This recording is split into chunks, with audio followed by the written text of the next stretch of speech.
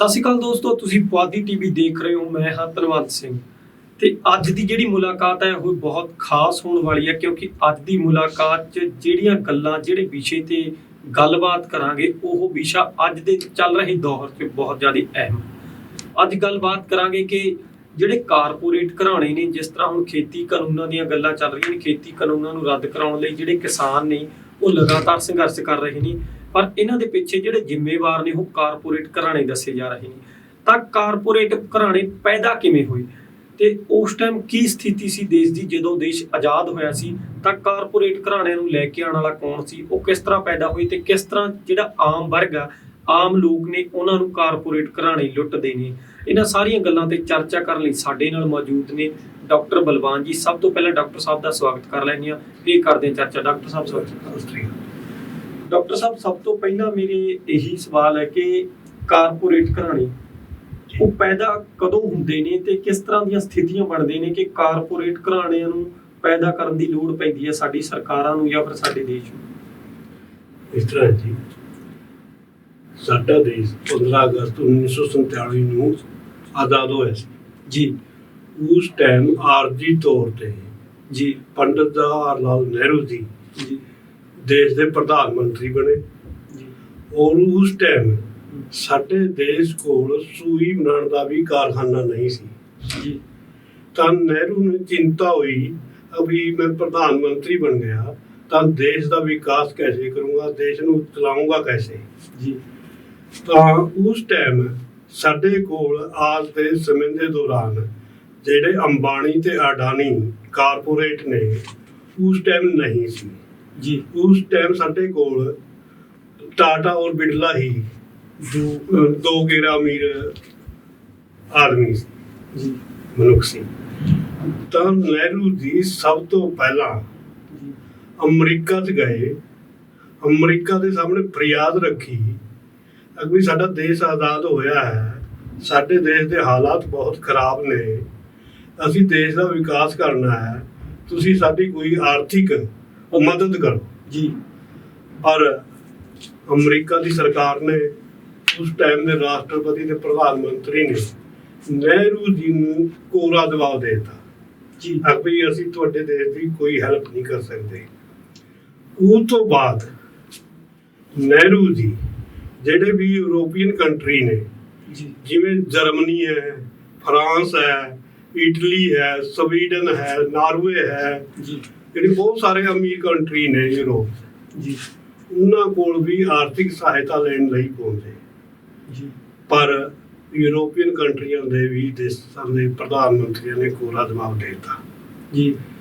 ਆਖਿਰਕਾਰ 1917 ਚ ਰਸ਼ੀਆ 'ਚ ਕ੍ਰਾਂਤੀ ਆਈ ਸੀ ਔਰ ਨਹਿਰੂ ਨੇ ਸਮਾਜਵਾਦੀ ਦੇਸ਼ ਦੇ ਬਾਰੇ ਸੁਣਿਆ ਵੀ ਸੀ, ਕੋਈ ਰਸ਼ੀਆ 'ਚ ਕ੍ਰਾਂਤੀ ਆਈ ਹੈ, ਉਹ ਮਜ਼ਦੂਰਾਂ ਦੇ ਹਾਮੀ ਨੇ, ਯਾਨੀ ਮਜ਼ਦੂਰਾਂ ਦੀ ਮਦਦ ਕਰਨ ਵਾਲੇ ਨੇ, ਤਾਂ ਕਿਉਂ ਨਾ ਕੀ ਰਸ਼ੀਆ ਜਾਇਆ ਜਾਵੇ ਜੀ।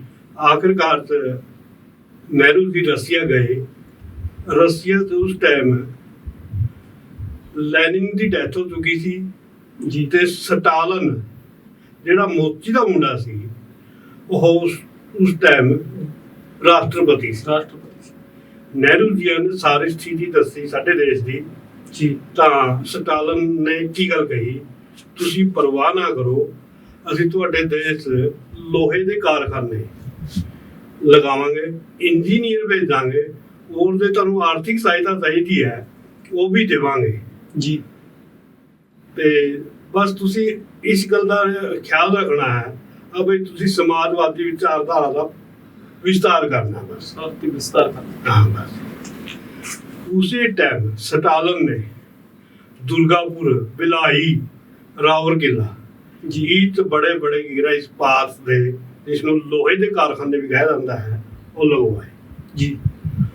ਔਰ 1952 ਦੇ ਅੰਦਰ ਸਟਾਲਨ ਨੇ ਕਿਹਾ ਸੀ ਕਿ ਭਾਈ ਤੁਸੀਂ ਆਪਣੇ ਦੇਸ਼ ਤੇ ਜੀ 5 ਵਰਸ਼ੀय ਯੋਜਨਾ ਬਣਾਓ, ਅਬੇ 5 ਸਾਲ 'ਚ ਕੀ ਕੰਮ ਕਰਨੇ ਨੇ, ਕੋਈ ਸਕੂਲ ਖੋਲਣੇ ਨੇ, ਕੋਈ ਕਾਲਜ ਖੋਲਣੇ ਨੇ, ਇਸ ਤਰ੍ਹਾਂ ਦੀ ਯੋਜਨਾ ਬਣਾਓ ਜੀ। ਉਹ ਕਾਰ ਖੁੱਲਣ ਦੇ ਬਾਅਦ ਜੀ ਬਹੁਤ ਸਾਰੇ ਲੋਕਾਂ ਨੂੰ ਰੋਜ਼ਗਾਰ ਮਿਲਿਆ ਜੀ। ਉਸ ਦੇ ਬਾਅਦ ਸਰਕਾਰ ਨੇ ਰਸ਼ੀਆ ਦੀ ਸਹਾਇਤਾ ਨਾਲ ਸਾਡੇ ਕੀ ਕਰਿਆ, ਦੇਸ਼ ਦੇ ਅੰਦਰ ਪਬਲਿਕ ਸੈਕਟਰ ਵੀ ਉਸਾਰੇ ਤੇ ਗਵਰਨਮੈਂਟ ਦੇ ਅਦਾਰੇ ਵੀ ਉਸਾਰੇ ਜੀ, ਜਿਹਦੇ ਅਨੁਸਾਰ ਕਰੋੜਾਂ ਲੋਕਾਂ ਨੂੰ ਰੋਜ਼ਗਾਰ ਮਿਲਿਆ ਜੀ। ਔਰ ਸਾਡਾ ਦੇਸ਼ ਧੀਰੇ ਧੀਰੇ ਜਿਹੜੀ ਆਰਥਿਕ ਸਥਿਤੀ ਸੀ ਉਹ ਬਿਲਕੁਲ ਠੀਕ ਹੋਣ ਲੱਗੀ, ਸੁਧਰਨ ਲੱਗ ਪਿਆ। ਹਾਂ, ਸੁਧਰਨ ਲੱਗ ਗਈ। 1965 ਚ ਸਾਡੀ ਕੀ ਹੈ, ਪਾਕਿਸਤਾਨ ਨਾਲ ਲੜਾਈ ਹੋ ਗਈ ਜੀ। ਪਾਕਿਸਤਾਨ ਦੀ ਲੜਾਈ ਹੋਣ ਦੇ ਬਾਵਜੂਦ ਸਾਡੇ ਦੇਸ਼ ਦੇ ਜਿਹੜਾ ਹੈ ਨਾ ਕ੍ਰਿਸ਼ੀ ਸੈਕਟਰ ਸੀ ਜਿਹੜਾ ਜੀ, ਉਹ ਇਤਨੀ ਫਸਲ ਉਪਜਾਊ ਨਹੀਂ ਦਿੰਦਾ ਸੀ, ਇਤਨੀ ਫਸਲ ਪੈਦਾ ਨਹੀਂ ਹੁੰਦੀ ਸੀ ਜਿੰਨੀ ਕਿ ਸਾਡੀ ਜਨਸੰਖਿਆ ਦੇ ਅਨੁਸਾਰ ਲੋੜ ਸੀ ਜੀ। ਪਰ ਉਸੇ ਟਾਈਮ ਜਵਾਹਰ ਲਾਲ ਨਹਿਰੂ ਉਸ ਟਾਈਮ ਕੀ ਰਿਹਾ ਆਪਣੇ ਦੇਸ਼ ਦੇ ਪ੍ਰਧਾਨ ਮੰਤਰੀ ਹੁੰਦੇ ਸੀ, ਔਰ ਉਸ ਟਾਈਮ ਸਾਡੇ ਦੇਸ਼ 'ਚ ਮੈਕਸੀਕੋ ਕਣਕ ਹੋਇਆ ਕਰਦੀ ਸੀ, ਉਹ ਅਮਰੀਕਾ ਭੇਜਿਆ ਕਰਦਾ ਸੀ ਜੀ। ਔਰ ਜਿਸ ਟਾਈਮ ਸਾਡੀ ਲੜਾਈ ਚੱਲ ਰਹੀ ਸੀ ਪਾਕਿਸਤਾਨ ਨੂੰ, ਉਸੇ ਟਾਈਮ ਅਮਰੀਕਾ ਦੇ ਰਾਸ਼ਟਰਪਤੀ ਨੇ ਧਮਕੀ ਦੇ ਦਿੱਤੀ ਸਾਡੇ ਪ੍ਰਧਾਨ ਮੰਤਰੀ ਨੂੰ ਕਿ ਅਸੀਂ ਤੁਹਾਡੀ ਕਣਕ ਬੰਦ ਕਰ ਦਾਂਗੇ ਜਾਂ ਤਾਂ ਤੁਸੀਂ ਕੀ ਕਰਾਇਆ, ਯੁੱਧ ਬੰਦ ਕਰ ਦਿਓ ਜੀ। ਸਾਡੇ ਪ੍ਰਧਾਨ ਮੰਤਰੀ ਜੀ ਬਿਲਕੁਲ ਵੀ ਨਹੀਂ ਝੁਕੇ। ਉਹ ਪੰਜਾਬ ਦੇ ਦੌਰੇ 'ਚ ਆਏ ਔਰ ਪੰਜਾਬ ਦੇ ਲੋਕਾਂ ਨੂੰ ਇਕੱਠਾ ਕਰਕੇ, ਕਿਸਾਨਾਂ ਨੂੰ ਖਾਸ ਕਰਕੇ, ਤੇ ਹਰਿਤ ਕ੍ਰਾਂਤੀ ਲਿਆਉਣ ਵਾਲੇ ਵਿਚਾਰ ਪੇਸ਼ ਕੀਤੇ ਜੀ। ਉਸ ਟਾਈਮ ਤੋਂ ਬਾਅਦ ਅੱਜ ਤੱਕ ਜੀ ਸਾਡੇ ਪੰਜਾਬ ਦੇ ਕਿਸਾਨਾਂ ਨੇ ਹਰਿਤ ਕ੍ਰਾਂਤੀ ਲਿਆਈ, ਜਿਹਦੇ ਅਨੁਸਾਰ ਅੱਜ ਸਾਡੇ ਦੇਸ਼ ਦੀ ਜਨਸੰਖਿਆ 1 ਅਰਬ 35-36 ਕਰੋੜ ਦੇ ਲਗਭਗ ਹੈ। ਸਾਨੂੰ ਦੂਸਰੇ ਦੇਸ਼ ਤੋਂ ਅਨਾਜ ਲੈਣ ਦੀ ਜ਼ਰੂਰਤ ਨਹੀਂ ਪਈ, ਯਾਨੀ ਆਪ ਆਸ਼ਰਿਤ ਹੋਏ। ਪਰ ਸਰ ਇੱਥੇ ਸਵਾਲ ਇਹ ਵੀ ਪੈਦਾ ਹੁੰਦਾ ਕਿ ਜਦੋਂ ਹਰੀ ਕ੍ਰਾਂਤੀ ਹੁੰਦੀ ਹੈ, ਹਰੀ ਕ੍ਰਾਂਤੀ ਦੇ ਨਾਲ ਨਾਲ ਕਹਿੰਦੇ ਵੀ ਜਿਹੜੇ ਕਿਸਾਨ ਸੀ ਉਹ ਪਹਿਲਾਂ ਖੁਸ਼ਹਾਲ ਜ਼ਿਆਦਾ ਸੀ, ਪਰ ਜਦੋਂ ਦੀ ਹਰੀ ਕ੍ਰਾਂਤੀ ਆਈ ਹੈ, ਹਰੀ ਕ੍ਰਾਂਤੀ ਦੇ ਨਾਲ ਜਿਹੜੇ ਕਿਸਾਨ ਨੇ ਉਹ ਹੌਲੀ ਹੌਲੀ ਕਰਜ਼ਾਈ ਹੋਣੇ ਵੀ ਸ਼ੁਰੂ ਹੋਏ। ਬੇਸ਼ੱਕ ਉਹਨਾਂ ਦਾ ਜਿਹੜੀ ਆਮਦਨ ਉਹਦੇ ਵਿੱਚ ਵਾਧਾ ਵੀ ਹੋਇਆ, ਪਰ ਉਹਨਾਂ ਨੂੰ ਹਰੀ ਕ੍ਰਾਂਤੀ ਦੇ ਨਾਲ ਸੋਧੇ ਹੋਏ ਬੀਜ ਜਿਹੜੇ ਉਹ ਦੇਣ ਲੱਗ ਪਏ, ਔਰ ਦਵਾਈਆਂ ਜਿਹੜੀਆਂ ਰੇ ਸਪਰੇ ਫਰਟੀਲਾਈਜ਼ਰਸ ਚੱਲ ਰਹੀਆਂ ਨੇ ਉਹ ਵੇਚਣ ਲੱਗ ਪਏ। ਜਿਹੜੀ ਕਿ ਇੰਡਸਟਰੀਜ਼ ਆ ਗਈਆਂ, ਕੰਪਨੀਆਂ ਆ ਗਈਆਂ ਜਿਨ੍ਹਾਂ ਨੇ ਕ੍ਰਿਸ਼ੀਆਂ ਨੂੰ ਉਹ ਦਵਾਈਆਂ ਵੇਚਣੀਆਂ ਸ਼ੁਰੂ ਕਰਤੀਆਂ। ਤੇ ਹੁਣ ਜਿਹੜੇ ਅੱਜ ਦੀ ਖੇਤੀ ਆ, ਆਧੁਨਿਕ ਖੇਤੀ ਕਹਿ ਲਈਏ ਆਪਾਂ, ਹਰੀ ਕ੍ਰਾਂਤੀ ਤੋਂ ਬਾਅਦ ਆਈ ਹੈ, ਉਹ ਤਕਰੀਬਨ 90% ਖੇਤੀ ਹੈ ਜਿਹੜੀ ਉਹ ਦਵਾਈਆਂ, ਫਰਟੀਲਾਈਜ਼ਰ, ਖਾਦਾਂ ਤੇ ਡਿਪੈਂਡ ਹੋ ਚੁੱਕੀ ਆ, ਜਿਹਦਾ ਬਹੁਤ ਜ਼ਿਆਦਾ ਖਰਚਾ ਵੀ ਆ। ਬਹੁਤ ਘੱਟ ਜਿਹੜੇ ਕਿ 10% ਹਾਲੇ ਵੀ ਪੰਜਾਬ ਦੇ ਵਿੱਚ ਆ ਜਿਹੜੀ ਇੱਕ ਕੁਦਰਤੀ ਖੇਤੀ ਕਹਿੰਦੇ ਨੇ ਆਪਾਂ, ਇੱਕ ਜੈਵਿਕ ਢੰਗ ਨਾਲ ਖੇਤੀ ਕੀਤੀ ਜਾਂਦੀ ਹੈ। ਤਾਂ ਕਿਤੇ ਨਾ ਕਿਤੇ ਇਹਦਾ ਕਿਸਾਨਾਂ ਨੂੰ ਨੁਕਸਾਨ ਵੀ ਤਾਂ ਹੋਇਆ ਫਿਰ, ਜਿਹੜੀ ਇਹ ਹਰੀ ਕ੍ਰਾਂਤੀ ਹੈ। ਐਸਾ ਹੈ ਜੀ, ਜਿਹੜੇ ਸਾਡਾ ਦੇਸ਼ ਦਾ ਖੇਤਰਫਲ ਹੈ ਜੀ, ਖੇਤਰਫਲ ਦੇ ਹਿਸਾਬ ਨਾਲ ਸਾਡੀ ਜਨਸੰਖਿਆ ਬਹੁਤ ਹੈ ਜੀ। ਜਿਹੜੀ ਕਿਸਾਨ ਮਿਹਨਤ ਕਰਦਾ ਹੈ ਫਸਲ ਉਗਾਉਣ ਵਾਸਤੇ ਜੀ, ਉਹ ਫਸਲ ਇਤਨੀ ਪੈਦਾ ਨਹੀਂ ਹੁੰਦੀ। ਤਾਂ ਸਾਡੀ ਸਰਕਾਰਾਂ ਨੇ ਉਰਵਰਕ ਦੇ ਕਾਰਖਾਨੇ ਖੋਲੇ, ਆਪਣੇ ਪਾਣੀਪਤ ਖੋਲਿਆ, ਐਨਡੀ ਫਿਰ, ਹਾਂਜੀ ਠੀਕ ਹੈ ਨਾ। ਇਸ ਪ੍ਰਕਾਰ ਕੇ ਜਿਹੜੇ ਉਰਵਰਕ ਦੇ ਖਾਦ ਦੇ ਕਾਰਖਾਨੇ ਸੀ, ਉਹ ਕਣਕ ਦੇ ਅੰਦਰ ਜਾਂ ਧਾਨ ਦੇ ਅੰਦਰ ਕੀ ਕਰਾਇਆ, ਫਸਲਾਂ ਦੇ ਅੰਦਰ ਹੈ ਉਰਵਰਕ ਡਾਲਣ ਲੱਗੇ, ਜਿਸ ਅਨੁਸਾਰ ਫਸਲ ਤੋਂ ਵੀ ਜ਼ਿਆਦਾ ਹੁੰਦੀ ਰਹੀ, ਪਰ ਸਰੀਰਕ ਤੌਰ ਤੇ ਕੀ ਕਰਾਇਆ ਉਹ ਨੁਕਸਾਨ ਕਰਦੀ ਸੀ ਜੀ। ਸਾਡੀ ਭੂਮੀ ਨੂੰ ਨੁਕਸਾਨ ਕਰਦੀ ਸੀ। ਕੱਲੇ ਹੀ ਸਾਡੇ ਸਰੀਰ ਨੂੰ ਹੀ ਨਹੀਂ, ਸਾਡੀ ਧਰਤੀ ਵੀ ਉਸਨੂੰ, ਔਰ ਧਰਤੀ ਦੇ ਨੀਚੇ ਦਾ ਪਾਣੀ ਵੀ ਹੈ ਉਹ ਵੀ ਇਸਨੇ ਜ਼ਹਿਰੀਲਾ ਬਣਾ ਦਿੱਤਾ ਜੀ। ਅੱਜ ਪੰਜਾਬ ਦੇ ਅੰਦਰ ਖਾਸ ਕਰਕੇ ਮਾਲਵਾ ਦਾ ਜਿਹੜਾ ਖੇਤਰ ਹੈ, ਫਰੀਦਕੋਟ, ਬਠਿੰਡਾ, ਇੱਥੇ ਕੈਂਸਰ ਇੰਨਾ ਭਿਆਨਕ ਰੂਪ ਧਾਰਨ ਕਰ ਚੁੱਕੀ ਹੈ ਕੇਵਲ ਇਹਨਾਂ ਦੀ ਮਿਹਰਬਾਨੀ ਕਰਕੇ। ਖਾਦ, ਕੀਟਨਾਸ਼ਕ ਦਵਾਈਆਂ ਜੀ ਜ਼ਿਆਦਾ ਉਪਯੋਗ ਕਰਨ ਦੇ ਅਨੁਸਾਰ ਤੇ ਕੈਂਸਰ ਦੀ ਬਿਮਾਰੀ ਨੇ ਜਿਹੜਾ ਲੋਕਾਂ ਨੂੰ ਜਿਹੜਾ ਕੀ ਰਿਹਾ, ਲੋਕਾਂ ਲਈ ਕੀ ਰਿਹਾ ਹੈ, ਕਿੰਨੀ ਸਮੱਸਿਆ ਪੈਦਾ ਕਰਤੀ, ਸਮੱਸਿਆ ਪੈਦਾ ਜ਼ਿਆਦਾ ਕਰ ਰਹੀ ਸਮੱਸਿਆ। ਰਹੀ ਗੱਲ ਜੀ, ਮੈਂ ਕੀ ਆਧੀ ਗੱਲ ਪਹਿਲਾਂ ਕੀਤੀ ਸੀ, 1991 ਤੱਕ ਜੀ ਸਾਡੇ ਦੇਸ਼ ਦਾ ਕੀ ਵਿਕਾਸ ਬਿਲਕੁਲ ਹੁੰਦਾ ਰਿਹਾ ਜੀ ਚਾਹੇ ਕੀ ਕਾਂਗਰਸ ਦੀ ਸਰਕਾਰ ਰਹੀ, ਜੀ ਚਾਹੇ ਮੁਰਾਰਜੀ ਦੇਸਾਈ ਆਇਆ, ਜੀ ਚਾਹੇ ਵੀਪੀ ਸਿੰਘ ਆਇਆ, ਯਾਨੀ ਕੋਈ ਵੀ ਪ੍ਰਧਾਨ ਮੰਤਰੀ ਬਣਿਆ, ਜੀ ਪਰ 1991 ਚ ਰਸ਼ੀਆ ਦੇ ਟੁਕੜੇ ਹੋ ਗਏ ਜੀ ਰਸ਼ੀਆ ਟੁੱਟ ਗਿਆ, ਸਮਾਜਵਾਦੀ ਢੰਗ ਤਾਂ ਢਹਿ ਗਿਆ ਜੀ ਉਹਦੇ ਬਾਅਦ ਸਾਡੇ ਦੇਸ਼ ਨੇ ਅਮਰੀਕਾ ਨਾਲ ਹੱਥ ਮਿਲਾ ਲਿਆ ਜੀ ਜਦ ਦਾ ਸਾਡੇ ਦੇਸ਼ ਨੇ ਅਮਰੀਕਾ ਨਾਲ ਹੱਥ ਮਿਲਾਇਆ ਹੈ, ਸਰਮਾਏਦਾਰਾਂ ਨਾਲ ਹੱਥ ਮਿਲਾਇਆ ਜਿਹੜਾ, ਜੀ ਉਹਦੇ ਬਾਅਦ ਸਾਡਾ ਕੀ ਰਿਹਾ ਹੈ ਵਿਕਾਸ ਵਧਣਾ ਤੋਂ ਕੀ ਸੀ ਬਲਕਿ ਘਟ ਗਿਆ ਜੀ ਕਿਉਂਕਿ ਸਰਮਾਏਦਾਰੀ ਨਹੀਂ ਚਾਹੁੰਦੀ ਕੋਈ ਗਰੀਬ ਕਿਸਾਨ ਮਜ਼ਦੂਰ ਉੱਨਤੀ ਕਰਨ ਜੀ ਕਿਉਂਕਿ ਸਰਮਾਏਦਾਰ ਤਾਂ ਹੀ ਸਰਮਾਏਦਾਰ ਬਣਦਾ ਹੈ ਜੇ ਉਹ ਮਜ਼ਦੂਰਾਂ ਦੀ ਲੂਟ ਕਰਦਾ ਹੈ ਜੀ ਕਿਉਂਕਿ ਜੇ ਮੰਨ ਲਓ ਕੋਈ ਵੀ ਮਜ਼ਦੂਰ ਫੈਕਟਰੀ 'ਚ ਕੰਮ ਕਰਦਾ ਹੈ ਜੀ ਜਿਹਨੂੰ ਉਸਨੂੰ ਉਜਰਤ ਮਿਲਦੀ ਹੈ ਜਾਂ ਵੇਜਿਸ ਮਿਲਦੀ ਹੈ, ਤਨਖਾਹ ਮਿਲਦੀ ਹੈ, ਉਹ 4 ਘੰਟੇ ਕੰਮ ਕਰਨ ਤੇ ਮਿਲ ਜਾਂਦੀ ਹੈ ਜੀ ਜਿਹੜੇ 4 ਘੰਟੇ ਫालतू ਲਵਾਉਂਦੇ ਨੇ ਉਹ ਸਾਰੀ ਉਜਰਤ ਸਾਰੇ ਪੈਸੇ ਉਹ ਮਾਲਕ ਦੇ ਸਰਮਾਏਦਾਰ ਦੇ ਖਾਤੇ ਜਾਂਦੇ। ਮਤਲਬ ਵੀ ਸਰਮਾਏਦਾਰ ਆ ਜਿਹੜੀ ਉਹ ਖੇਤੀ ਵਰਗ ਆ ਉਹਦੀ ਸਿੱਧੇ ਤੌਰ ਤੇ 4 ਘੰਟਿਆਂ ਦੇ ਜਿਹੜੇ ਪੈਸੇ ਉਹਨਾਂ ਦੀ ਲੁੱਟ ਕਰ ਰਿਹਾ ਲੁੱਟ ਕਰਦੇ ਜੀ। ਤੇ ਫਿਰ ਸਰਮਾਏਦਾਰ ਇਹ ਸ਼ੁਰੂ ਤੋਂ ਹੀ ਸਰਮਾਏਦਾਰ ਦੀ ਨੀਤੀ ਰਹੀ ਹੈ ਅਗ ਵੀ ਸਾਡੇ ਕੋਲ ਮੁਨਾਫਾ ਤਾਂ ਹੀ ਵਧੂਗਾ ਜੇ ਅਸੀਂ ਮਜ਼ਦੂਰਾਂ ਦੀ ਲੁੱਟ ਕਰਾਂਗੇ ਕਿਉਂਕਿ ਸਰਮਾਏਦਾਰ ਕਦੇ ਵੀ ਕੰਮ ਨਹੀਂ ਕਰਦਾ ਜੀ, ਕੋਈ ਕੰਮ ਨਹੀਂ ਕਰਦਾ ਉਹਨਾਂ ਨੂੰ ਜੀ ਜੇ ਯੂੰ ਕਹਿ ਦਈਏ ਆ ਬਈ ਕਈ ਲੈ ਗਏ ਜਾਂ ਕੁਹਾੜੀ ਲੈ ਕੇ ਤੁਸੀਂ ਦਰਖਤ ਵੱਢ ਦੋ ਉਹਦੇ ਬਿਲਕੁਲ ਨਹੀਂ ਵੱਢਿਆ ਜਾਏਗਾ ਜੀ। ਮਿਹਨਤ ਤੋਂ ਕੇਵਲ ਮਜ਼ਦੂਰੀ ਕਰਦਾ ਹੈ ਜਾਂ ਕਿਸਾਨ ਕਰਦਾ ਹੈ ਜੀ। ਸਾਡੇ ਦੇਸ਼ 1991 ਦੇ ਬਾਅਦ ਮਜ਼ਦੂਰਾਂ ਦੀ ਔਰ ਕਿਸਾਨਾਂ ਦੀ ਹਾਲਤ ਇਤਨੀ ਸ਼ੋਚਨੀय ਬਣਾਤੀ, ਇਤਨੀ ਦयनीय ਬਣਾਤੀ ਕਿ ਉਹ ਆਪਣੀ ਆਰਥਿਕ ਸਥਿਤੀ ਵੱਲੋਂ ਬਹੁਤ ਕਮਜ਼ੋਰ ਹੁੰਦੇ ਚਲੇ ਗਏ ਜੀ। ਤੇ ਇਸ ਕਾਰਨ ਸਾਡੇ ਦੇਸ਼ ਦੇ ਅੰਦਰ ਜਿਹੜਾ ਗਰੀਬ ਤਬਕਾ ਹੈ ਜੀ ਉਹ ਉੱਠ ਨਹੀਂ ਰਿਹਾ। ਜਿਹੜੀ ਸਰਮਾਏਦਾਰੀ ਹੈ ਆ ਹਰ ਇੱਕ ਪ੍ਰਕਾਰ ਦੀ ਬਿਮਾਰੀ ਵੀ ਪੈਦਾ ਕਰਦੀ ਹੈ। ਜਿੰਨੀ ਵੀ ਕੀਰਾ ਬੁਰਾਈਆਂ ਨੇ ਇਸ ਸਮਾਜ ਦੇ ਅੰਦਰ, ਚਾਹੇ ਚੋਰੀ ਹੈ, ਚਾਹੇ ਠੱਗੀ ਹੈ, ਚਾਹੇ ਬਲਾਤਕਾਰ ਹੈ, ਚਾਹੇ ਨਸ਼ੇ ਨੇ, ਇਹ ਸਾਰੀ ਦੀ ਸਾਰੀ ਦੇਣ ਸਰਮਾਏਦਾਰੀ ਦੀ ਹੈ। ਸਰਮਾਏਦਾਰੀ ਮਜ਼ਦੂਰਾਂ ਨੂੰ ਨਸ਼ਿਆਂ 'ਚ ਲਾ ਕੇ ਅਗਰ ਇਹ ਸਾਡੇ ਅਧੀਨ ਰਵੇ, ਸਾਡਾ ਕੀ ਗੁਲਾਮ ਬਣਿਆ ਰਹੇ, ਵੀ ਸਾਡੇ ਤੇ ਡਿਪੈਂਡ ਰਹੇ, ਸਾਡੇ ਤੇ ਡਿਪੈਂਡ ਰਹੇ ਔਰ ਗੁਲਾਮ ਬਣਿਆ ਰਹੇ ਜੀ। ਇਸ ਕਰਕੇ ਜਿੰਨੀ ਵੀ ਬਿਮਾਰੀਆਂ ਹੈ ਇਹ ਸਾਰੇ ਦੀ ਜੜ ਸਰਮਾਏਦਾਰੀ ਹੈ।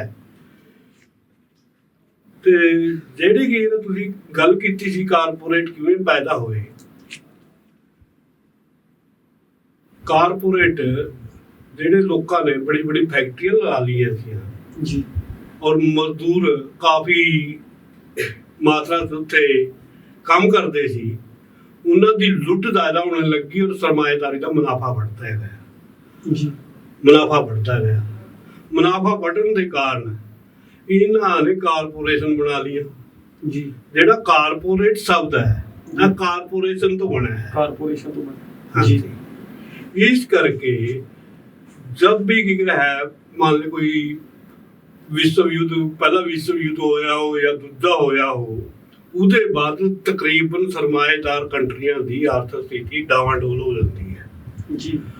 ਉਸ ਨੂੰ ਆਰਥਿਕ ਸਥਿਤੀ ਨੂੰ ਪੂਰਾ ਕਰਨ ਲਈ ਜੀ ਜਿਹੜੇ ਕਾਰਪੋਰੇਟ ਘਰਾਣੇ ਨੇ ਜਾਂ ਅਮੀਰ ਨੇ ਜਾਂ ਸਰਮਾਏਦਾਰ ਨੇ ਜੀ, ਉਹ ਆਪਸ ਕੀ ਮੀਟਿੰਗਾਂ ਕਰਦੇ ਨੇ, ਮੀਟਿੰਗਾਂ 'ਚ ਤੈਅ ਕਰਦੇ ਨੇ ਵੀ ਆਪਾਂ ਨੂੰ ਮਜ਼ਦੂਰ ਨੂੰ, ਕਿਸਾਨ ਨੂੰ, ਜਨਤਾ ਨੂੰ, ਆਮ ਜਨਤਾ ਨੂੰ ਕਿਵੇਂ ਲੁੱਟਣਾ ਹੈ ਔਰ ਕਿੰਨਾ ਉਹਨਾਂ ਦੇ ਉੱਪਰ ਅਧਿਕਾਰ ਜਮਾ ਕੇ ਰੱਖਣਾ ਹੈ ਤਾਂ ਕਿ ਉਹ ਸਾਡੇ ਸਾਹਮਣੇ ਬੋਲ ਨਾ ਸਕੇ। ਇਹ ਨੀਤੀਆਂ ਘੜਦਾ ਕੌਣ ਹੈ? ਇਹ ਨੀਤੀਆਂ ਘੜਦਾ ਹੈ ਅਮਰੀਕਾ ਜੀ। ਹਾਂ, ਕਿਉਂਕਿ ਅਮਰੀਕਾ ਦੇ ਅੰਦਰ ਹੀ ਵਰਲਡ ਬੈਂਕ ਹੈ, ਅਮਰੀਕਾ ਦੇ ਅੰਦਰ ਹੀ IMF ਹੈ ਜੀ। ਉਹਨਾਂ ਦੇ ਕੋਲ ਸਾਰੇ ਦੇਸ਼ਾਂ ਨੇ ਕਰਜ਼ਾ ਲਿਆ ਹੋਇਆ ਹੈ ਜੀ। ਸਾਡਾ ਦੇਸ਼ ਵੀ ਨਾ ਕਰਜ਼ਾਈ ਹੋ ਚੁੱਕਿਆ, ਉਹ ਵਿਆਜ ਮੋੜਨ ਜੋਗਾ ਵੀ ਨਹੀਂ ਰਿਹਾ ਉੱਥੇ ਜੀ। ਯਾਨੀ ਵਿਆਜ ਦੀ ਕਿਸ਼ਤਾਂ ਉਤਾਰਨ ਜੋਗਾ ਵੀ ਨਹੀਂ ਹੈਗਾ। ਅਸੀਂ ਇੰਨੇ ਕਰਜ਼ਾਈ ਹੋ ਚੁੱਕੇ ਇਤਨੇ ਕਰਜ਼ਾਈ ਹੋ ਚੁੱਕੇ ਜੀ। ਇਹ ਜਿਹੜਾ ਬਿਲ ਗੇਟਸ ਹੈ ਜੀ ਇਸ ਵਰਲਡ ਦਾ ਸਭ ਤੋਂ ਸਰਮਾਏਦਾਰ ਹੈ ਜੀ ਇਹਦੇ ਕੋਲ ਮੈਂ ਜ਼ਿਆਦਾ ਨਹੀਂ ਕਹਿੰਦਾ 1 ਸੈਕਿੰਡ ਦੀ ਕਮਾਈ ਜੀ 180 ਕਰੋੜ ਹੋਈ ਹੈ। 1 ਸੈਕਿੰਡ ਦੀ ਕਮਾਈ 180 ਕਰੋੜ ਰੁਪਏ। 80 ਕਰੋੜ ਹੈ। ਤੁਸੀਂ ਦੇਖ ਲਓ ਜੇ ਤੁਸੀਂ 1 ਘੰਟੇ ਦੀ ਕਮਾਈ ਕਿੰਨੀ ਹੋਊਗੀ 180 ਨੂੰ ਤੁਸੀਂ 60 ਨਾਲ ਗੁਣਾ ਕਰ ਸਾਨੂੰ ਉਹਦਾ 1 ਮਿੰਟ ਚ ਹੋਣਗੇ ਜੀ 60 ਦਾ ਸਗੋਂ ਉਸ ਤੋਂ ਬਾਅਦ 60 ਮਿੰਟ ਅੱਗੇ ਹਾਂਜੀ। ਤੇ ਆਪਣੇ ਅੰਬਾਨੀ ਨੂੰ ਲੈ ਲਓ ਜੀ ਆ ਸਾਡੇ ਦੇਸ਼ ਦਾ ਸਭ ਤੋਂ ਅਮੀਰ ਆਦਮੀ ਹੈ ਜੀ ਇਹਦੀ ਵੀ 1 ਘੰਟੇ ਦੀ ਕਮਾਈ 90 ਕਰੋੜ ਹੈ। 90 ਕਰੋੜ ਰੁਪਏ 1 ਘੰਟੇ ਦੀ ਜੀ ਤੇ 1 ਸੈਕਿੰਡ ਦੀ ਕਮਾਈ 1.5 ਕਰੋੜ ਹੈ। 1.5 ਕਰੋੜ ਰੁਪਏ।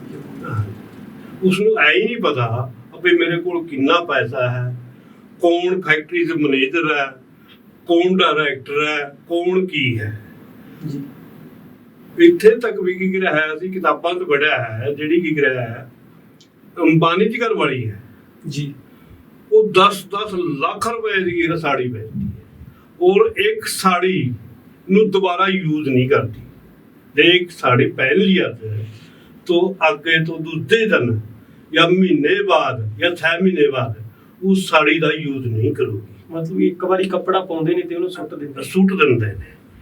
ਯਾਨੀ ਕੇਵਲ ਜਿਹੜੇ ਸਾਡੇ ਦੇਸ਼ ਦੇ 100 ਆਦਮੀ ਨੇ ਟੌਪ ਦੇ ਅਮੀਰ ਜੀ ਉਹਨਾਂ ਕੋਲ ਆਹ ਕਰੋਨਾ ਦੇ ਟਾਈਮ 'ਚ 12,97,822 ਕਰੋੜ ਦਾ ਵਗੈਰਾ ਇਹਨਾਂ ਨੂੰ ਮੁਨਾਫਾ ਹੋਇਆ ਕਰੋਨਾ ਕਾਲ ਦੇ ਵਿੱਚ। ਕਰੋਨਾ ਕਾਲ ਦੇ ਅੰਦਰ ਜੇਕਰ ਜਿਹੜੀ ਸਾਡੀ ਕੀ ਹੈ ਗਰੀਬੀ ਰੇਖਾ ਤੋਂ ਨੀਚੇ ਦੇ ਲੋਕ ਨੇ ਉਹਨਾਂ ਦੀ ਸੰਖਿਆ 13 ਕਰੋੜ 80 ਹਜ਼ਾਰ ਹੈ।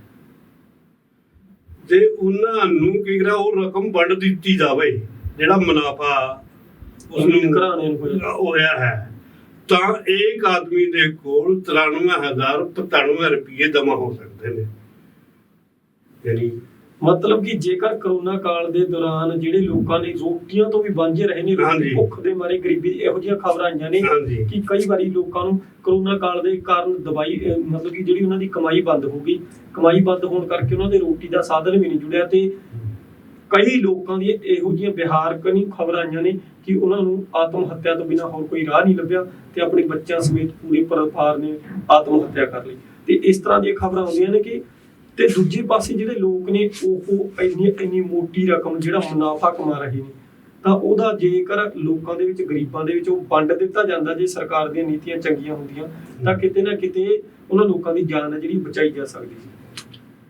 देखिए सर बात ऐसे है साढ़े देश है ना हाँ जी 1947 तो लेके आज तक जी पूंजीवाद सरकारां ही रही ने जी। पूंजीवाद सरकार ਉਹ ਸਰਕਾਰਾਂ ਹੁੰਦੀਆਂ ਨੇ ਜਿਹੜਾ ਮੁੱਠੀ ਭਰ ਲੋਕਾਂ ਵਾਸਤੇ ਸੋਚਦੀ ਹੈ ਜੀ ਆਮ ਜਨਤਾ ਵਾਸਤੇ ਨਹੀਂ ਸੋਚਦੀ ਉਹ ਜੀ। ਕੇਵਲ ਉਹਨਾਂ ਨੂੰ ਸਰਮਾਏਦਾਰਾਂ ਦਾ ਫਿਕਰ ਹੁੰਦਾ ਹੈ ਜੀ। ਜਿਹੜੇ ਕੀ ਹੈ ਖੇਤੀ ਦੇ 3 ਕਾਲੇ ਕਾਨੂੰਨ ਆਏ ਨੇ ਜੀ ਉਹ ਵੀ ਸਰਮਾਏਦਾਰਾਂ ਵਾਸਤੇ ਲੈ ਕੇ ਆਇਆ ਮੋਦੀ ਜੀ। ਠੀਕ ਹੈ ਨਾ ਜਨਤਾ ਭਾੜਵੇਂ ਦਾ ਉਹਨਾਂ ਨੂੰ ਕੋਈ ਮਤਲਬ ਨਹੀਂ ਹੈ ਕੋਈ ਕੇਵਲ ਉਹਨਾਂ ਨੂੰ ਮਤਲਬ ਹੈਗਾ ਸਰਮਾਏਦਾਰਾਂ ਸਰਮਾਏਦਾਰਾਂ ਤੋਂ। इसका बदल एक ही है जी या तो लोग समाजवाद की तरफ गेड़ा देवे जी यानी उस विचार नाल जुड़े जी जिवें कि 1957 जी साडे केरला च जी कम्युनिस्ट पार्टियां का राज आ गया सी जी और अज भी जी कम्युनिस्ट पार्टी का राज है। इन्ना सरमाएदारी ढांचा होंदे हुए भी और ਜਿਹੜਾ ਮੋਦੀ ਦਾ ਫਾਸੀਵਾਦੀ ਚਿਹਰਾ ਜਿਹੜਾ ਪੈਦਾ ਕਰ ਰਿਹਾ ਹੈ ਆਪਣੇ ਦੇਸ਼ ਦੇ ਅੰਦਰ ਦੂਜਾ ਹਿਟਲਰ ਬਣਨ ਨੂੰ ਜਾ ਰਿਹਾ ਹੈ ਜੀ। ਔਰ ਕੇਰਲਾ ਨੂੰ ਪਿਛਲੀ ਸਾਲ ਇੰਨੀ ਬਾੜ ਆਈ ਇੱਕ ਵੀ ਪੈਸਾ ਉਸਨੇ ਕੀ ਹੈ ਕੇਰਲਾ ਨੂੰ ਨਹੀਂ ਦਿੱਤਾ। ਰਾਹਤ ਫੰਡ ਮਤਲਬ ਕਿ ਰਾਹਤ ਫੰਡ ਨਹੀਂ ਦਿੱਤਾ ਗਿਆ ਕੋਈ ਨਹੀਂ ਦਿੱਤਾ। ਹੁਣ ਵੀ ਕਰੋਨਾ ਟਾਈਮ 'ਚ ਜੀ ਸਭ ਤੋਂ ਘੱਟ ਪੈਸਾ ਸਭ ਤੋਂ ਘੱਟ ਟੀਕੇ ਕੇਰਲਾ ਸਰਕਾਰ ਨੂੰ ਦਿੱਤੇ ਨੇ ਕਾਰਨ ਕੀ ਰਿਹਾ ਸਰ? ਕਾਰਨ ਉਹ ਕੀ ਰਿਹਾ, ਉਹਨਾਂ ਦੀ ਵਿਚਾਰਧਾਰਾ ਜਨਤਾ ਪੱਖੀ ਹੈ ਤੇ ਕਾਰਪੋਰੇਟ ਘਰਾਣੇ ਦੇ ਉਹ ਦੁਸ਼ਮਣ ਨੇ, ਇਸ ਕਰਕੇ ਉਹਨਾਂ ਨੂੰ ਚੁੱਕਦੇ ਨੇ ਜੀ। ਤੇ ਜੇਕਰ ਫਿਰ ਇਸੇ ਤਰ੍ਹਾਂ ਚੱਲਦਾ ਰਿਹਾ ਤਾਂ ਆਪਣੇ ਆਉਣ ਵਾਲਾ ਦੇਸ਼ ਦੁਬਾਰੇ ਫਿਰ ਗੁਲਾਮ ਹੋ ਜਾਊਗਾ ਜੀ, ਕਿਉਂਕਿ ਪਹਿਲਾਂ ਵੀ ਆਪਾਂ ਗੁਲਾਮ ਸੀ ਤੇ ਹੁਣ ਆਪਾਂ ਕਾਰਪੋਰੇਟ ਘਰਾਣਿਆਂ ਦੇ ਗੁਲਾਮ ਹੋ ਚੁੱਕੇ ਹਾਂ। ਤੇ ਫਿਰ ਆ ਜਿਹੜਾ ਤੁਸੀਂ ਫਾਸੀਵਾਦ ਸ਼ਬਦ ਬੋਲਿਆ, ਇਹਨੂੰ ਖਤਮ ਕਿਵੇਂ ਕੀਤਾ ਜਾਵੇ ਜੀ? ਤੇ ਜਿਹੜਾ ਆਪਾਂ ਕਹਿੰਦੇ ਆ ਕਿ ਸਰਮਾਏਦਾਰੀ ਸਿਸਟਮ ਨੂੰ ਖਤਮ ਕਰਕੇ ਲੋਕਾਂ ਵਾਸਤੇ ਜਿਹੜੀ ਇੱਕ ਬਰਾਬਰਤਾ ਦਾ ਅਧਿਕਾਰ ਆ, ਉਹ ਕਿਸ ਤਰ੍ਹਾਂ ਲੈ ਕੇ ਆਇਆ ਜਾ ਸਕਦਾ? ਦੇਖੋ ਜੀ, ਜਿਵੇਂ ਹੁਣ ਕਿਸਾਨ ਲਹਿਰ ਉੱਠੀ ਕਿਸਾਨਾਂ ਦੀ, ਜੇ ਕਿਸਾਨ ਔਰ ਮਜ਼ਦੂਰ ਜੀ, ਠੀਕ ਹੈ ਨਾ, ਆਪਸ ਇਕੱਠੇ ਹੋ ਕੇ ਜੀ ਸੰਘਰਸ਼ ਕਰਨ ਜੀ, ਠੀਕ ਹੈ ਨਾ, ਸੰਘਰਸ਼ ਕਰਕੇ ਜੀ ਇਹਨਾਂ ਨੂੰ ਇੱਕ ਤੋਂ ਸੰਘਰਸ਼ ਦੇ ਨਾਲ ਹੀ ਨੂੰ ਗੇੜਾ ਦਿਆ ਜਾ ਸਕਦਾ ਹੈ, ਮੋੜ ਦਿਆ ਜਾ ਸਕਦਾ ਹੈ। ਦੂਜਾ, ਕਿਸਾਨਾਂ ਨੇ ਔਰ ਮਜ਼ਦੂਰਾਂ ਨੇ ਪਿੰਡਾਂ 'ਚ ਸ਼ਹਿਰਾਂ 'ਚ ਆਪਣੀਆਂ ਕੀ ਹੈ ਚੇਤਨ ਰੈਲੀ ਰੱਖਣੀਆਂ ਚਾਹੀਦੀਆਂ ਨੇ, ਤਾਂ ਕਿ ਆਮ ਜਨਤਾ ਨੂੰ, ਸਧਾਰਨ ਜਨਤਾ ਨੂੰ ਇਹ ਦੱਸਿਆ ਜਾਵੇ ਇੱਕ ਵੀ ਹੈ ਸਮਾਜਵਾਦੀ ਲਾਈਨ ਹੈ ਤੇ ਕੀ ਪੂੰਜੀਵਾਦ ਦੀ ਲਾਈਨ ਹੈ। ਸਮਾਜਵਾਦ 'ਚ ਬਈ ਬੱਚਾ ਜੰਮਣ ਤੋਂ ਲੈ ਕੇ ਮਰਨ ਤੱਕ ਸਰਕਾਰ ਦਾ ਖਰਚਾ ਹੁੰਦਾ ਹੈ। ਪੂੰਜੀਵਾਦ 'ਚ ਸਾਰੀ ਉਮਰ ਬੰਦੇ ਦੀ ਚਿੰਤਾ ਨਾਲ ਹੀ ਲਿਗੜ ਜਾਂਦੀ ਹੈ। ਜਦ ਤੱਕ ਅਸੀਂ ਸਮਾਜਵਾਦੀ ਥਿਊਰੀ ਨਹੀਂ ਦੇਵਾਂਗੇ ਜਾਂ ਚੇਤਨਾ ਪੈਦਾ ਨਹੀਂ ਕਰਾਂਗੇ, ਤਬ ਤੱਕ ਅਸੀਂ ਇਸ ਨੂੰ ਕੰਟਰੋਲ ਨਹੀਂ ਕਰ ਸਕਾਂਗੇ, ਕਿਉਂਕਿ ਭ੍ਰਿਸ਼ਟਾਚਾਰ ਸਾਡੇ ਦੇਸ਼ 'ਚ ਇੰਨਾ ਵੱਧ ਚੁੱਕਿਆ ਹੈ ਜੀ। ਯਾਨੀ ਇੱਕ ਪੀਐਨ ਤੋਂ ਲੈ ਕੇ ਪ੍ਰਧਾਨ ਮੰਤਰੀ ਤੱਕ ਰਿਸ਼ਵਤ ਲੈਂਦਾ ਹੈ। ਐਸਾ ਕੋਈ ਵੀ ਡਿਪਾਰਟਮੈਂਟ ਨਹੀਂ ਹੋਵੇ, ਔਰ ਖਾਸ ਕਰਕੇ ਪੁਲਿਸ ਦਾ ਮਹਿਕਮੇ ਦੀ ਤਾਂ ਗੱਲਾਂ ਹੀ ਨਾ ਛੱਡੋ। ਪੁਲਿਸ ਤੋਂ ਦੂਰ ਰਹੀ ਹੈ, ਡੀਟੀਓ ਦਾ ਮਹਿਕਮਾ ਲੈ ਲਓ, ਆਰਟੀਓ ਦਾ ਮਹਿਕਮਾ ਲੈ ਲਓ, ਬਿਨਾਂ ਪੈਸੇ ਫਾਈਲੇ ਨਹੀਂ ਕੱਢਦੇ ਜੀ। ਯਾਨੀ ਭ੍ਰਿਸ਼ਟਾਚਾਰ ਇੰਨਾ ਫੈਲ ਗਿਆ ਹੈ। ਉੱਥੇ ਤੁਹਾਨੂੰ ਕੀ ਜਦ ਸੈਕਟਰੀਏਟ ਜਾਂਦੇ ਤੁਸੀਂ ਮਿਨੀ ਸੈਕਟਰੀਏਟ ਜੀ, ਤਾਂ ਸਾਹਮਣੇ ਕੀ ਰਿਹਾ ਕੈਬਨ ਦੇ ਬਣੇ ਹੋਏ ਕੋਈ ਦਲਾਲਾਂ ਦੇ ਜੀ। ਉਹ ਦਲਾਲ ਜੇ ਮੰਨ ਲਓ ਕਿਸੇ ਨੇ ਰਜਿਸਟਰੀ ਕਰਾਣੀ ਹੈ, ਹਾਲਾਂਕਿ ਰਜਿਸਟਰੀ ਉਸਨੇ ਆਪਣੀ ਸਹੀ ਜਾਇਦਾਦ ਲਈ ਹੋਈ ਹੈ ਜੀ, ਉਹਦੇ ਵੀ ਦੇਖ ਰਿਹਾ ਉਹਦੇ ਕੋਲ ਪੈਸੇ ਨਹੀਂ ਪਹੁੰਚਦੇ ਜੀ, ਫਾਈਲ ਨਹੀਂ ਫੜਦੇ, ਤਹਿਸੀਲਦਾਰ ਭਗਾ ਕੇ ਮਾਰਦਾ ਹੈ। ਇਹ ਨਹੀਂ ਹੁੰਦੀ, ਕਿਉਂਕਿ ਸਾਡਾ ਦੇਸ਼ ਭ੍ਰਿਸ਼ਟਾਚਾਰ 'ਚ ਇੰਨਾ ਗਰਕ ਚੁੱਕਿਆ ਹੈ। ਮੈਂ ਆਪਣੀ ਉਦਾਹਰਨ ਦੇਣਾ ਚਾਹੁੰਦਾ ਹਾਂ ਜੀ। ਆ ਜਿਹੜੀ ਪ੍ਰਧਾਨ ਮੰਤਰੀ ਨੇ ਪਟੇਲ ਦੀ ਮੂਰਤੀ ਬਣਾਈ ਹੈ ਜੀ, 3000 ਕਰੋੜ ਰੁਪਇਆ ਇਸਨੇ ਲਾਤਾ ਜੀ। 3000 ਕਰੋੜ ਦੇ ਕਿਸਾਨਾਂ ਨੂੰ ਦੇ ਦਿੰਦਾ ਜੀ, ਕਿੰਨਾ ਫਾਇਦਾ ਹੋਣਾ ਸੀ। ਔਰ ਉਸਮੇ ਕਮਿਸ਼ਨ ਖਾਤਾ ਇਹਨਾਂ ਨੇ ਜੀ। 650 ਕਰੋੜ ਰੁਪਏ ਦੀ ਮੂਰਤੀ ਬਣੀ ਆ, ਉਹ ਕੇਵਲ 650 ਕਰੋੜ ਰੁਪਏ ਦੀ ਮੂਰਤੀ ਬਣੀ ਤੇ 3000 ਕਰੋੜ ਉਹਦਾ ਖਰਚਾ ਦੱਸਿਆ ਗਿਆ। ਉਹ ਕਮਿਸ਼ਨ ਖਾਤਾ ਹੈ ਜੀ। ਜਿਵੇਂ ਆ ਰਾਫੇਲ ਖਰੀਦੇ ਨੇ ਫਰਾਂਸ ਤੋਂ ਜੀ, ਆ ਵੀ 650 ਕਰੋੜ ਉੱਤੇ ਸੀ ਜੀ। ਉਹ ਕੀ ਰਿਹਾ ਹੈ 2200 ਕਰੋੜ ਦੇ ਖਰੀਦੇ ਹੋਏ ਨੇ। ਯਾਨੀ ਉੱਥੇ ਦੀ ਸਰਕਾਰ, ਫਰਾਂਸ ਦੀ ਸਰਕਾਰ ਕਰਨਗੀ, ਇਹਨਾਂ ਨੇ ਸਾਡੇ ਤੇ ਕਮਿਸ਼ਨ ਲਈ ਹੈ ਜੀ। ਜਿਸ ਟਾਈਮ ਕੀ ਸਾਡੀ ਸੁਪਰੀਮ ਕੋਰਟ ਆ ਉਹ ਫਾਈਲ ਨੂੰ ਮੰਗਵਾਉਂਦੀ, ਉਹਨੂੰ ਗੁੰਮ ਕਰ ਦਿੰਦੇ ਨੇ, ਕਿਉਂਕਿ ਕੁੱਤੀ ਚੋਰਾਂ ਨਾਲ ਰਲੀ ਹੋਈ ਹੈ ਜੀ। ਜੇ ਤੇ ਸਾਨੂੰ ਕੀ ਉਮੀਦ ਹੁੰਦੀ ਹੈ ਨਿਆਂਪਾਲਿਕਾ ਤੇ ਜੀ। ਮੋਦੀ ਦੇ ਆਉਣ ਦੇ ਬਾਅਦ ਨਿਆਂਪਾਲਿਕਾ ਦਾ ਵੀ ਬੱਠਾ ਬੈਠ ਗਿਆ, ਕਿਉਂਕਿ ਮੋਦੀ ਜਦਾਂ ਨੂੰ ਇੰਨਾ ਡਰਾ ਦਿੰਦਾ ਹੈ ਹੱਦ ਤੋਂ ਜ਼ਿਆਦਾ। ਅਖਬੀਅਤ ਤੋਂ ਕੀ ਰਿਹਾ ਉਹ ਰਿਟਾਇਰਮੈਂਟ ਲੈ ਲੈਂਦਾ ਹੈ, ਜਾਂ ਫਿਰ ਉਹਨਾਂ ਦੇ ਅਨੁਸਾਰ ਕੰਮ ਕਰਦਾ ਹੈ। ਜਿਹੜੀ ਉਹ ਬੋਲੀ ਬੋਲੂਗਾ ਉਸ ਤਰ੍ਹਾਂ ਹੀ ਬੋਲੀ ਜਦ ਨੂੰ ਬੋਲਣੀ ਪਊਗੀ। ਯਾਨੀ ਸਾਡੇ ਦੇਸ਼ ਦਾ ਤਾਂ ਆਵਾ ਹੀ ਮੁੱਕ ਗਿਆ। ਜੇਕਰ ਸਮੁੱਚੀ ਜਨਤਾ ਨਹੀਂ ਉੱਠੀ ਜੀ, ਤਾਂ ਕੀ ਇਹ ਸਮਝ ਲਓ ਕਿ ਭਾਈ ਦੂਜਾ ਹਿਟਲਰ ਬਣ ਕੇ ਜੀ ਕਦੇ ਹੋ ਕੇ ਪਹਿਲਾਂ ਮੁਸਲਮਾਨਾਂ ਤੇ ਹਮਲਾ ਕਰੂਗਾ ਜੀ, ਕੀਤਾ ਵੀ ਹੈ, ਫਿਰ ਸਿੱਖਾਂ ਤੇ ਕਰੂਗਾ, ਫਿਰ ਕਾਮਰੇਡਾਂ ਤੇ ਕਰੂਗਾ, यानी उसने कोई ऐसा तबका नहीं छड़ना ਜਿਹੜਾ ਕਿ ਹੱਕ ਸੱਚ ਦੀ ਗੱਲ ਕਰਦਾ। ਹੱਕ ਇੱਥੇ ਤੱਕ ਕਿ ਜਿਹੜੇ ਹੱਕ ਸੱਚ ਦੀ ਗੱਲ ਕਰਦੇ ਨੇ ਬੁੱਧੀਜੀਵ, ਉਹ ਤਾਂ ਉਸਨੇ ਜੇਲ੍ਹ 'ਚ ਡਾਲ ਰੱਖੇ ਨੇ ਜੀ। यानी और यूएपीए एक ऐसा कानून है उस जमानत भी नहीं हो सकती जी। मान ले मैं कितने भाषण दे रहा हाँ ताकि रिपोर्ट दे दवे सीआईडी इंस्पेक्टर अब बलवान सिंह तो इस तरह बोल रहा सी जी, तो सरकार उसे टाइम थानेदार को भेज के यूं नहीं पता अब इसने केड़े थाने से रोका है केड़े से नहीं, यानी यूएपीए ला के गायब भी करा दे ਤੇ ਉਸ ਦੀ ਕੋਈ ਸੁਣਵਾਈ ਕੋਈ ਸੁਣਵਾਈ ਨਹੀਂ। ਜੇ ਕੋਈ ਉਹਨਾਂ ਦਾ ਪਰਿਵਾਰ ਰਾਜਨੀਤਿਕ ਪਹੁੰਚ ਰੱਖਦਾ ਹੈ ਜਾ ਕੇ ਰਿਹਾ ਪੈਸੇ ਵੱਲੋਂ ਦੀ ਕੰਡੀਸ਼ਨ ਤੰਗੀ ਹੈ, ਜੇ ਉਹ ਇੰਟਰਸਟ ਲੈ ਕੇ ਰਿਹਾ ਉਹਨਾਂ ਦੀ ਉਹ ਕਰਦੇ ਨੇ ਤਾਂ ਤੋਂ ਥੋੜਾ 5-6 ਸਾਲ ਬਾਅਦ ਛੁਟਕਾਰਾ ਮਿਲ ਸਕਦਾ, ਵਰਨਾ ਨਹੀਂ। ਮਤਲਬ ਕਿ ਜੇਕਰ ਆਪਾਂ ਸਰਕਾਰਾਂ ਦੇ ਖਿਲਾਫ ਕੋਈ ਗੱਲ ਕਰਦੇ ਹਾਂ, ਸਰਕਾਰਾਂ ਦੇ ਭੇਦ ਫੁੱਲਣ ਦੀ ਗੱਲ ਕਰਦੇ ਹਾਂ ਜਾਂ ਫਿਰ ਆਪਣੇ ਹੱਕਾਂ ਦੀ ਵੀ ਗੱਲ ਕਰਦੇ ਹਾਂ, ਤਾਂ ਉਹਨਾਂ ਨੂੰ ਕਿਤੇ ਨਾ ਕਿਤੇ ਕਾਨੂੰਨ 'ਚ ਅਜਿਹਾ ਉਲਝਾਇਆ ਜਾਂਦਾ ਕਿ ਉਹ ਬੰਦਾ ਗੱਲ ਕਰਨ ਨੂੰ ਤਾਂ ਡਰੇਗਾ ਹੀ ਤੇ ਮੁੜ ਕੇ ਉਸ ਬੰਦੇ ਦੀ ਸਾਰੀ ਜ਼ਿੰਦਗੀ ਜਿਹੜੀ ਜੇਲ੍ਹ 'ਚ ਲੱਗ ਜਾਂਦੀ ਹੈ।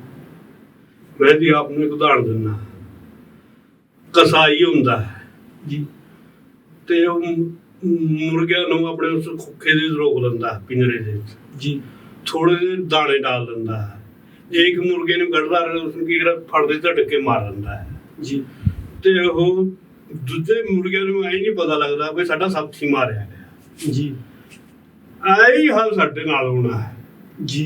ਜੇ ਅਸੀਂ ਯੂੰ ਹੀ ਦੇਖਦੇ ਰਹੇ ਮੁਰਗੀਆਂ ਦੀ ਤਰੀਆਂ ਫਿਰ ਤਾਂ ਸਾਡੇ ਨਾਲ ਵੀ ਸਾਡੇ ਵੀ ਗਰਦਨ ਕੀ ਰਿਹਾ ਹੈ ਕਿਸੇ ਟਾਈਮ ਲਾਈ ਜਾ ਸਕਦੀ ਹੈ ਵੀ ਕਦੇ ਨਾ ਕਦੇ ਸਾਡੀ ਵੀ ਵਾਰੀ ਆਉਣੀ ਵਾਰੀ ਆਊ ਜੀ। ਸੋ ਬਲਵਾਨ ਜੀ, ਤੁਸੀਂ ਸਾਨੂੰ ਇੰਨੀ ਵਡਮੁੱਲੀ ਜਾਣਕਾਰੀ ਦਿੱਤੀ, ਸਾਡੇ ਨਾਲ ਆਪਣੇ ਵਿਚਾਰ ਸਾਂਝੇ ਕਰੀ, ਸਾਡੇ ਲਈ ਟਾਈਮ ਕੱਢਿਆ, ਸੋ ਤੁਹਾਡਾ ਬਹੁਤ ਬਹੁਤ ਧੰਨਵਾਦ। ਬਹੁਤ ਬਹੁਤ ਧੰਨਵਾਦ ਜੀ ਆਪ ਦੇ ਕੀ ਚੈਨਲ ਦਾ ਤੇ ਦਰਸ਼ਕਾਂ ਦਾ ਮੈਂ ਹਾਰਦਿਕ ਸਵਾਗਤ ਕਰਦਾ।